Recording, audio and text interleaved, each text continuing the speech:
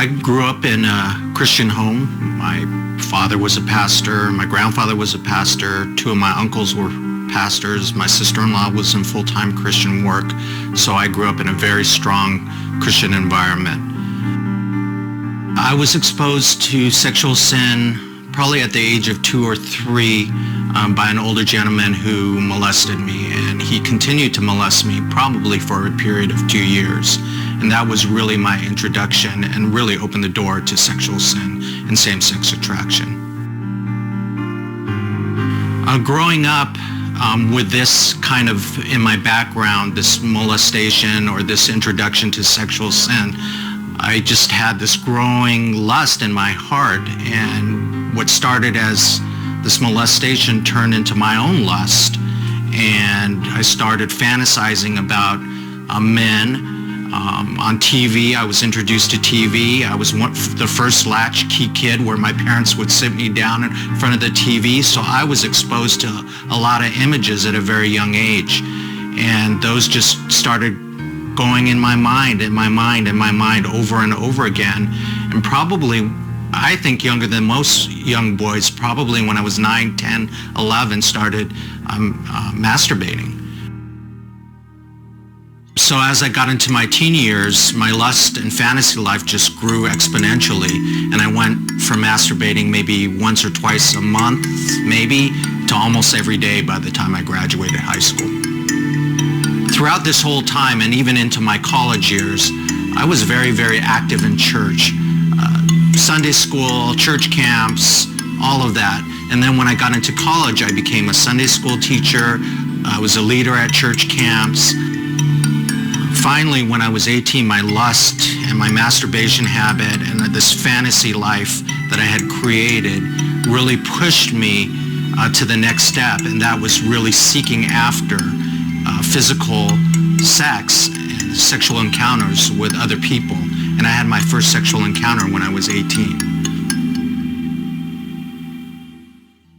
From the ages of 18 to 26, I was having occasional physical encounters with other men, but still being actively involved in my church.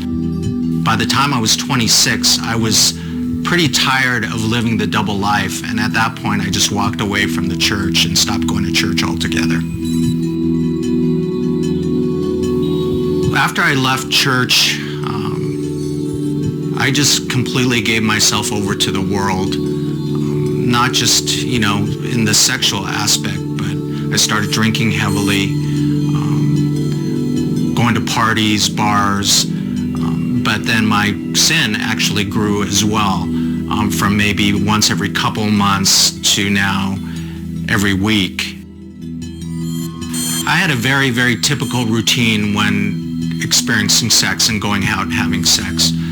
It would always start at home. I'd be laying on the couch watching a movie or TV, and then eventually on my laptop watching YouTube, and that just filled my mind with lust, so much so that I had to literally get out the door, get in my car, and do one of two things: either go to an adult bookstore and hang out there all day, all night, sometimes 24 hours, and have multiple encounters while at the bookstore, or get a hotel room for a couple nights, and then go to the bookstore, have encounters there, and also bring men back to the hotel room and have multiple encounters. And that was my typical pattern. This lifestyle that I was living just got out of control and really was causing me a lot of angst, agitation, irritation, which led to depression, which led really even to suicidal thoughts. I just didn't see any hope of getting out of this. It was not something that I was satisfied with. I could see there was no satisfaction ever. So there would be brief times where I would actually reach out for help, whether it was my parents or a Christian friend, and I was directed to Christian counseling. So I say over the years, I went to maybe 5 or 6 different Christian counselors. Unfortunately, during these times with these counselors, I wasn't really provided with much hope for change, or that I could ever get out of my situation, or really answers that I was looking for. So eventually I would just stop going, and I would return back to my sin.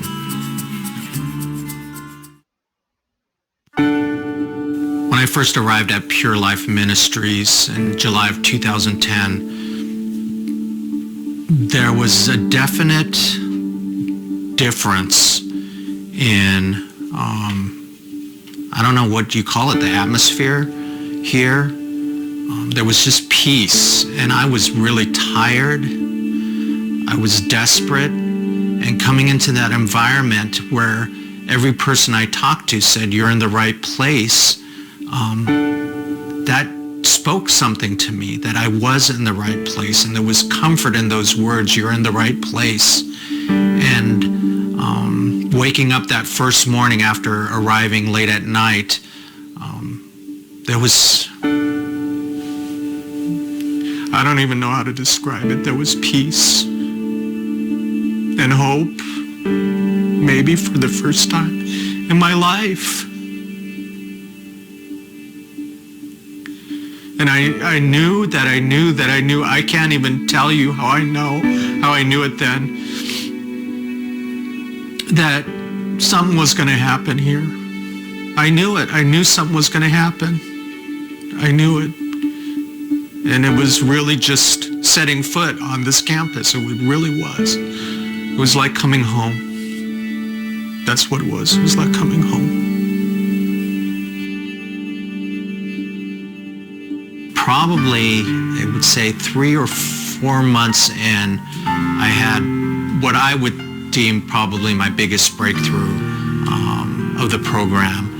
And I was sitting in the office with my counselor, and he asked what my biggest idol was. And I, for the life of me, could not think of anything. I said my car, I said hockey, but those didn't resonate with me. And I walked out of the office, and it literally, as soon as I walked out the door and was walking down the hall, it was like I realized that I was my biggest idol, that it was me, and that I had lived my whole life to please myself. And I just saw in that instant the wake of devastation that I had laid over everyone that I cared about, everyone that I said I loved. In that moment, it all came to an end. Self, the idol of self, came crashing down. And the Lord was really there to just receive me. And I could see the Lord and what he had done and what he had sacrificed for me. And his blood, his mercy and compassion. And really from that day forward, I've never been the same. But it was that realization that I was the problem, that it was me, that it was my selfishness, my desire, insatiable lust, me. That was the real problem, not other people. It was me and what I wanted. And I didn't care who I devastated to get that. And when I saw that and then saw the cross, it was over for me. Definitely over. I have temptations. I will say I have temptations when I see someone without his shirt on, or a thought will pop into my head of a previous person that I had been with.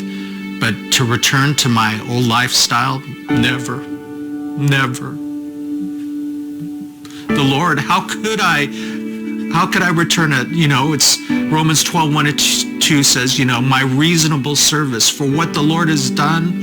Are you kidding me? I would never turn back, because my life now is to serve the Lord. It's all the least I can do to give my life as a living sacrifice, my body as a living sacrifice. So there is no thought of going back to my old routines of my sin. Do I face temptation? Absolutely. I still have a flesh. But as far as returning to my old lifestyle, no, not at all.